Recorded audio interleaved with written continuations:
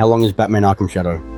Straight answer first. The developer Camouflaj told interviewers before launch that they were aiming for the length of Arkham Asylum, which lands around 11 hours, and reviewers who timed their playthroughs came in right around 10. Push for every collectible, and the completion trackers stretched that to somewhere between 13 and 15. So this isn't a short showcase with a cape. It's a full campaign from the studio that made Iron Man VR, and it won Best VR Game at the Game Awards in 2024.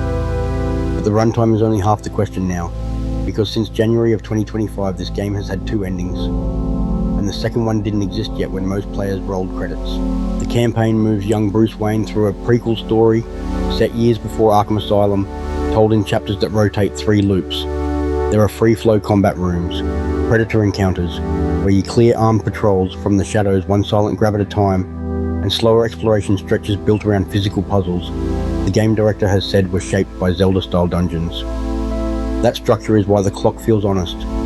The game doesn't pad itself with fetch quests or a checklist map.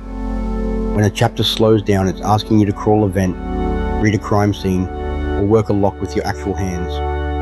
Play a chapter or 2 per evening, and the credits arrive inside 2 weeks without a wasted session. 2 catches before any money moves. First, this is a MetaQuest 3 and Quest 3S exclusive. There's no PC VR build and no PlayStation VR build, and nothing announced since launch suggests that changes.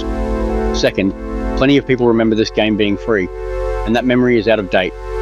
It shipped bundled with new Quest 3 and 3S headsets, but the bundle had a printed expiry date, April 30th, 2025.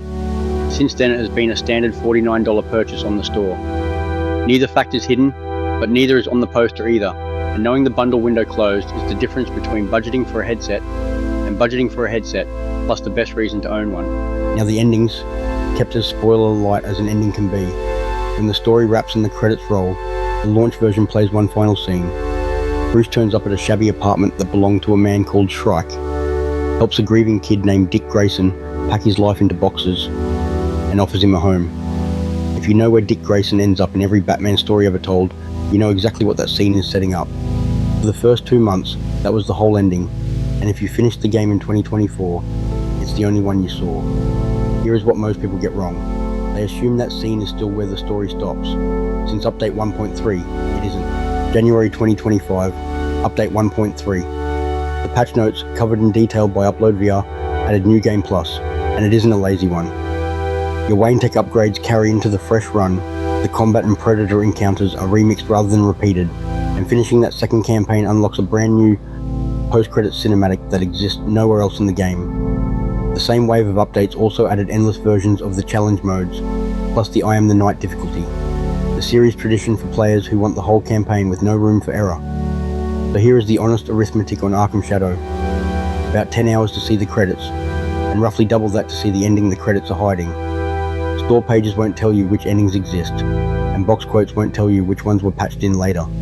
So if you want runtimes and endings checked against actual patch notes, subscribe, because that check is the whole job here.